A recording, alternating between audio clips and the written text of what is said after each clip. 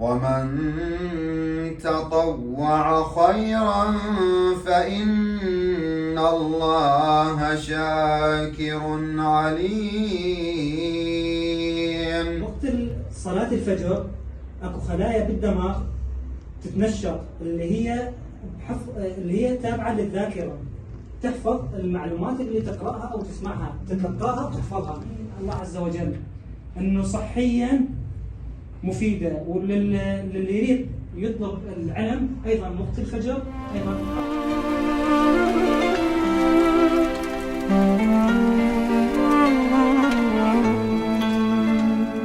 يا نور الهلال أقبل تعال، فالشوق طال والقلب سما نحو السماء مترنما.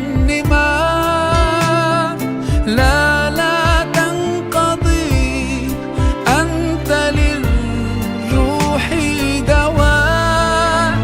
رمضان رمضان رمضان يا حبيب رمضان. بسم الله الرحمن الرحيم. الحمد لله رب العالمين، والصلاة والسلام على سيدنا محمد وعلى آله وصحبه وسلم أجمعين. طبعا نحن مجموعة مدرسين متواجدين في معهد الفنون الجميلة، نعطي مادة تربية إسلامية للطلاب. طبعا مادة التربية الإسلامية تتضمن كتب منهجية، يعني مثلا الصف الأول معهد يعادل الصف الرابع الإعدادي. يعني كتاب الصف الرابع الإعدادي هو اللي منهج من وزارة التربية يدرس في معهد الفنون الجميلة بالنسبة لطلاب الصف الأول. وبالنسبة لطلاب الصف الثاني يكون المنهج منهج الخامس الإعدادي بفرعيه العلمي والأدبي.